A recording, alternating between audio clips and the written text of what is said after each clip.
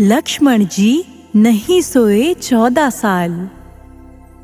रामचंद्र जी को जब उनके पिता दशरथ राजपाट सौंपने वाले थे, तभी उनकी दूसरी पत्नी कैकई को उनकी दासी मंथरा ने खूब भड़काया। मंथरा ने कहा कि राजा तो आपके बेटे भरत को बनाना चाहिए। इसके बाद कैकई ने राजा दशरथ से 2 वर मांगे। पहला, भरत को गद्दी मिलनी चाहिए और दूसरा, राम को 14 वर्ष तक वन में रहना होगा। राजा दशरथ को अपनी पत्नी के वर पूरे करने पड़े। जब रामचंद्र जी वनवास के लिए अयोध्या से निकले, तब लक्ष्मण जी ने भी उनके साथ जाने की इच्छा जाहिर की। लक्ष्मण के वन जाने की बात सुनकर उनकी पत्नी उर्मिला भी साथ जाने की जिद करने लगती है। तब लक्ष्मण अपनी पत्नी उर्मिला को समझाते हैं कि वह अपने बड़े भाई और मां समान भाभी सीता की सेवा करने के लिए जा रहे हैं।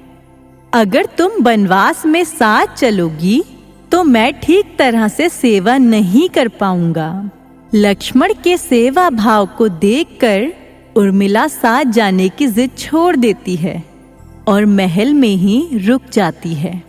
वन में पहुंचकर लक्ष्मण भगवान राम और सीता के लिए एक कुटिया बनाते हैं।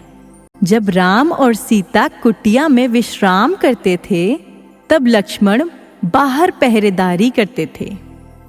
वनवास के पहले दिन जब लक्ष्मण पहरेदारी कर रहे थे, तब उनके सामने निंद्रा देवी प्रकट हुई।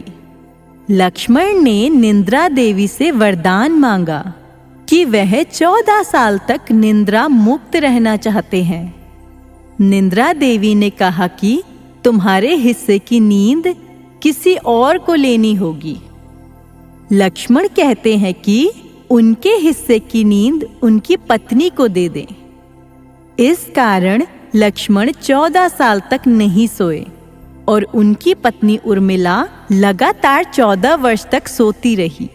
14 वर्ष बाद जब भगवान राम और माता सीता के साथ लक्ष्मण अयोध्या वापस आए, तब नींद की अवस्था में रामचंद्र जी के राज तिलक समारोह में उर्मिला भी उपस्थित थी।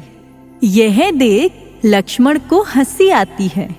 जब लक्ष्मण से हंसी की वजह पूछी गई, तो उन्होंने निंद्रा देवी के वरदान के बारे में सब कुछ बताया। लक्ष्मण ने कहा कि जब मैं उबासी लूंगा तब उर्मिला की नींद खुलेगी। लक्ष्मण जी की इस बात को सुनकर सभा में मौजूद सभी हंस पड़ते हैं। सभी को हंसता देख उर्मिला लज्जावश समारोह से उठकर बाहर चली जाती है।